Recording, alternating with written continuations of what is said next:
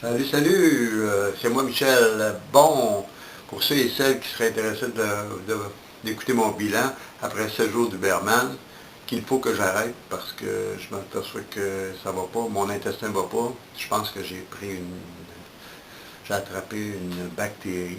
Là, je me nettoie avec l'huile essentielle de cannelle, de la vitamine C puis du probiotique.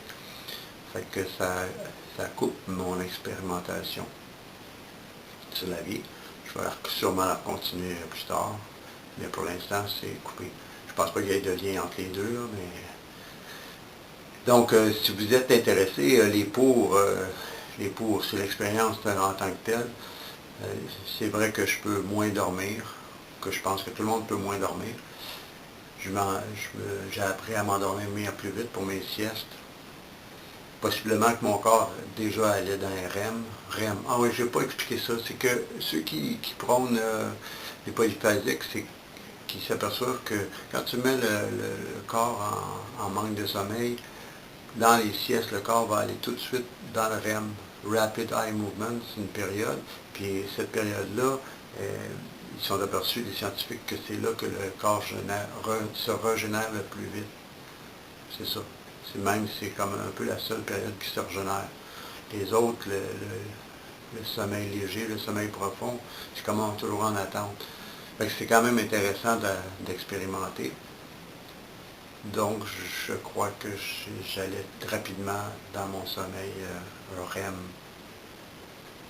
J'ai d'autres choses, oui. Je pense que j'apprends que j'aurais pu être plus souple dans l'installation du modèle, faire d'autres siestes. Et c'est drôle parce que là, je suis en balance, parce que si tu fais plus de siestes, donc tu n'es pas en manque de sommeil, est-ce que le corps y apprend qu'il faut qu'il ait toujours en REM si tu lui donnes plus de sommeil? Voilà. J'ai encore le goût d'expérimenter. Je trouve que dans la nuit, c'est assez spécial. J'ai comme développé une plus grande intimité avec moi-même. On peut dire ça, oui. Puis le changement de vision, dans le sens que la nuit aussi, on vit, on pourrait vivre. Ça a comme me donné une ouverture d'esprit dans le sens que je pourrais dormir un petit peu plus le jour, puis je pourrais vivre un petit peu plus la nuit. Les combles, c'est la difficulté de ne pas dormir. Ça, c'est sûr que c'est comme assez pénible. Malheureusement, je pense que je me suis pas rendu jusqu'au point où est-ce que c'est comme ça bascule, puis que les siestes suffisent. Comme il y en a qui ont fait 53 jours, il y en a qui ont fait plus longtemps avec Uberman. Moi, c'est pas le cas pour ma première essai, mais que voulez-vous, c'est mon expérience. Voilà.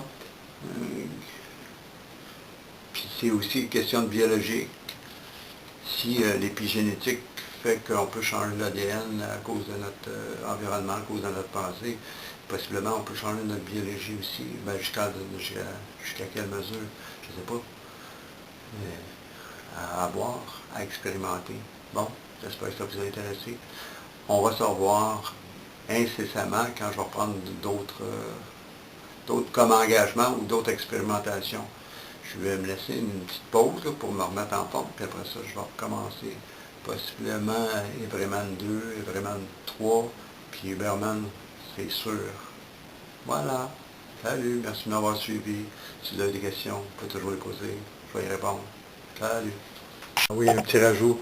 Mon mois d'octobre, j'ai fait 4 jours de siesta. Siesta, c'était une sieste par jour. Fait que ça t'enlève un petit peu de sommeil dans ta nuit.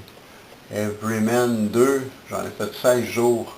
Là, tu te réveilles à 3h30 du matin.